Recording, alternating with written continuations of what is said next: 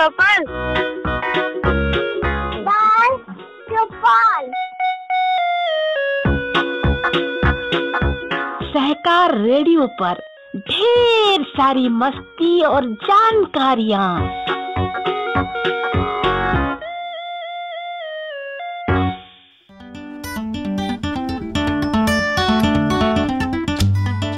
Hello बच्चों, सहकार radio के कार्यक्रम बाल चौपाल में आज आपके साथ हूँ मैं सुनीता।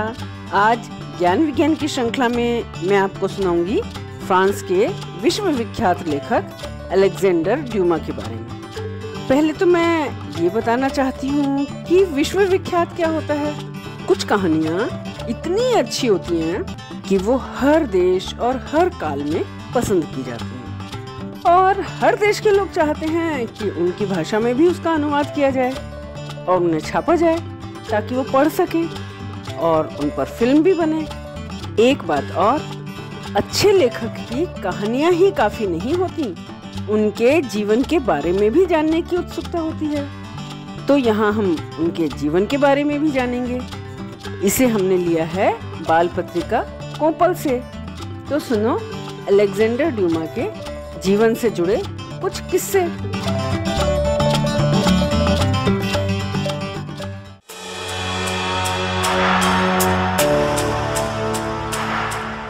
अलेक्जेंडर ड्यूमा फ्रांस के विख्यात लेखक थे। कैसे पता चलता है कि वो विख्यात थे? उनके उपन्यासों और कहानियों को पूरी दुनिया में बहुत चाव से पढ़ा जाता रहा। इस बात का अंदाज इसी बात से लगाया जा सकता है कि इनकी कहानियों का 100 भाषाओं में अनुवाद हुआ और इनके उपन्यासों पर लगभग 200 फिल्में बनी और खूब पसंद की गई। ड्यूमा के अधिकतर उपन्यासों में इतिहास की पृष्ठभूमि मौजूद रहती है, जहां साहसिक और चुनौतीपूर्ण कारनामों के साथ गुत्थी कहानी चलती रहती है और ये इतनी रोचक होती हैं कि एक बार शुरू करने पर पूरा खत्म किए बिना इसे छोड़ा नहीं जा सकता। ऐसा ही होता है ना, जो कहानी हमें अच्छी लगती है उसे हम जब तक पूरा पढ़ ना लें तब तक छोड़ते नहीं हैं। इनका सबसे प्रसिद्ध उपन्यास द थ्री मस्केटियर्स और the count of Monte Cristo है। एक किताब के रूप में छपने से पहले उपन्यास एक मैगजीन में धारावाहिक के रूप में छपा था और इसके साथ उनकी और भी कई कहानियां जैसे विकोम्टे ऑफ ब्रेजलॉन, 10 Years Later और 20 Years After पहले धारावाहिक के तौर पर और फिर पुस्तक के आकार में छपे। अलेक्जेंडर पर अपने पिता थॉमस अलेक्जेंडर की बहादुरी और न्यायप्रियता की स्पष्ट छाप थी। इनकी दादी एक गुलाम नीग्रो थी और दादा फ्रांस के कुलीन घराने से आते थे। तो ऐसा होता है ना, दादा का नाम ही लगाया जाता है और अगर दादा कुलीन घराने के हों तब तो लोग वही ज़्यादा पसंद करेंगे, क्योंकि जो गुलाम जातियां होती हैं उनका नाम लगाने से तो लोग अपने आप को नीचा या बेइज्जत महसूस करते हैं। लेकिन इनके पिता अलेक्जेंडर ने अपने पिता की जगह अपनी माँ का उपनाम यानी ड्यूमा जोड़ा, जबकि काले लोगों या नीग्रो को नस्लीय भेदभाव का शिकार होना पड़ता था और समाज में उनकी हैसियत को बहुत कम करके देखा जाता था और इसलिए उन्हें भी ऐसा बर्ताव लोगों का झेलना पड़ा। फिर भी अलेक्जेंडर ने अपने पिता की ही तरह अपने नाम के साथ अपनी दादी का उपनाम यानी ड्यूमा ही लगाया, तो लोग उन्हें एक गुलाम काली औरत का वंशज मानते थे। उनके पिता सेना में ऊंचे पद पर थे, पहले जनरल और बाद में सेना के विशेष दल मॉस्केटियर में शामिल हो गए। वे जनरल थे और अलेक्जेंडर भी बाद में सेना के विशेष दल मस्केटियर में शामिल हो गए। फिर भी उन्हें अक्सर ही रंगभेद का शिकार होना पड़ता। उनकी अफ्रीकी वंशावली को लेकर उनका हर जगह मजाक उड़ाया जाता, लेकिन अपने पिता की तरह वे भी अडिग रहे और इन बातों की उन्होंने जरा भी परवाह नहीं की, बल्कि ऐसे मौकों पर पलटकर व्यंग की ऐसी बाण छोड़ते कि सामने वाला चारों खाने चित्त हो जाता। एक बार जब नीग्रो वाली बात को लेकर उनकी खिल्ली उड़ाई जा रही थी तो छूटते ही उन्होंने कहा, मेरे पिता एक मुलाटो यानी गोरे पिता और काली माँ की संतान थे। मेरे दादा एक नीग्रो और मेरे पूर्वज परदादा एक बंदर थे।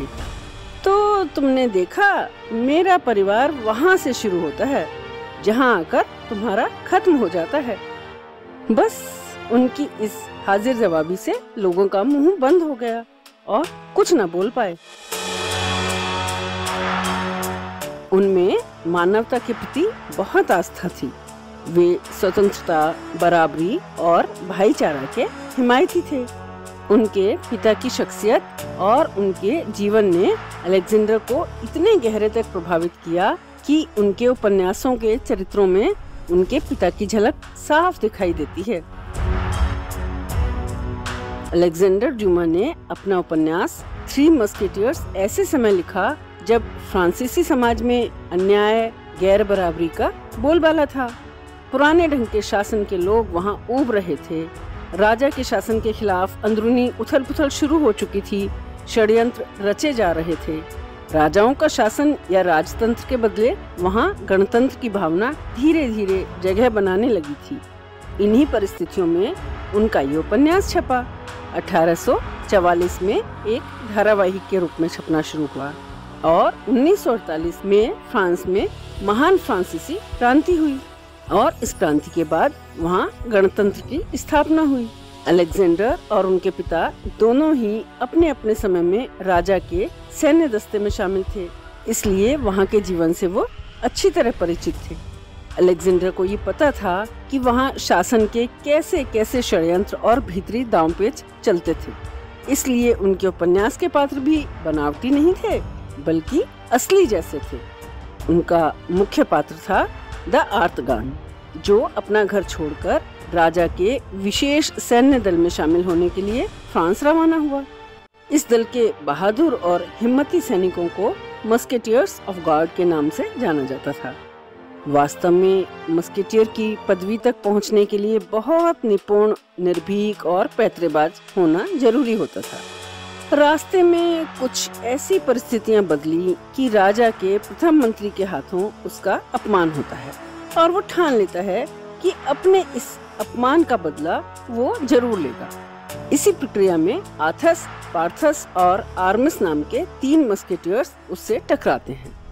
पहले उनमें झड़प होती है और फिर गहरी दोस्ती। वे इस उद्देश्य के साथ जीवन जीते हैं कि सभी एक के लिए, एक सबके लिए। घटनाओं के उतार चढ़ाव के बाद अंत में आर्तगान अपना लक्ष्य पा लेता है। इसी कहानी को अलेक्जेंडर विकोत्मे ऑफ ब्रेजलॉन 10 years later और 20 years after में आगे बढ़ाते हैं, जो एक दूसरे से जुड़ी हैं, लेकिन हर उपन्यास अपने आप में संपूर्ण भी है। The count of Monte Cristo उनका एक और बढ़िया उपन्यास है। उसका नायक एडमंड दांतेस एक बहादुर नाविक है। उसकी ईमानदारी और कुशलता से प्रभावित होकर जहाज का मालिक उसे कप्तान बनाने की सोचता है, लेकिन उसकी उन्नति से कुछ लोग जलने लगते हैं और उसके 3 विकट दुश्मन हैं। वो तरह तरह के षड्यंत्र रचकर और तिकड़म भिड़ाकर उसे ऐसे अपराधों में फंसा देते हैं जो उसने किया ही नहीं और उसे कैद की सजा हो जाती है। उसका मुकदमा लड़ने वाला सरकारी वकील उसका हमदर्द बन जाता है, लेकिन कोशिश करके भी वो उसे छुड़ा नहीं पाता और इसी बीच शासन बदल जाता है और दांतेस को भुला दिया जाता है। परंतु एडमंड अपने दुश्मनों को भुला नहीं पाता और उन्हें उसके किए की सजा देना चाहता है। किसी तरह कोशिश करके जेल में एक कैदी साथी की मदद से बाहर निकल जाता है और अपने 3 दुश्मनों को ढूंढकर उन्हें पूरी तरह बर्बाद कर देता है। देखने में ये एक बिल्कुल सामान्य से फिल्मी कहानी लग रही है, लेकिन इस उपन्यास ने अलेक्जेंडर को महान उपन्यासकारों की श्रेणी में ला बिठाया। मनुष्य की कमजोरी और तुच्छता, उसकी ईमानदारी और हिम्मत, दुर्भाग्य और कठिनाइयों से लड़ने की उसकी जिद, ये सारे भाव मनुष्य में एक साथ होते हैं। ड्यूमा ने अपने पात्रों के जरिए इसका बहुत अच्छी तरह चित्रण किया है। अलेक्जेंडर ड्यूमा ने उपन्यास और कहानियां लिखने के पहले अपने लेखन की शुरुआत नाटकों से की थी। उपन्यास और नाटकों के अलावा उन्होंने यात्रा संस्मरण भी लिखे। वे अपने विचारों को लेकर अडिग थे। उनके लेखन में भी उनके विचारों की झलक मिलती है। उन्हें अपने उपन्यास द फिशिंग मास्टर के लिए रूस के जार द्वारा प्रतिबंधित भी किया गया।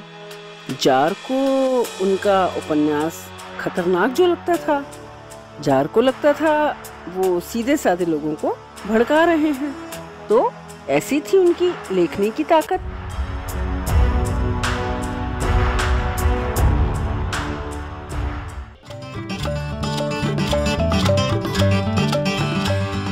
तो बच्चों, ये थे अलेक्जेंडर ड्यूमा के जीवन के कुछ किस्से।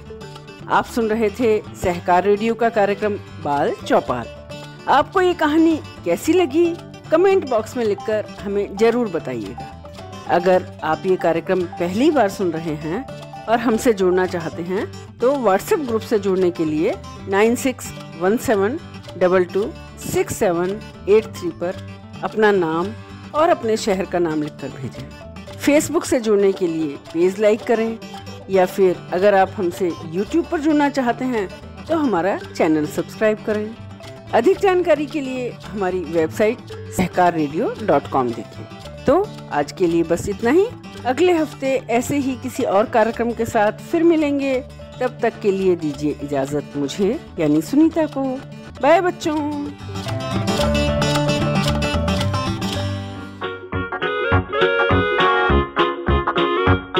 बाल चौपाल। बाल चौपाल। बाल चौपाल। सहकार रेडियो पर ढेर सारी मस्ती और जानकारियाँ।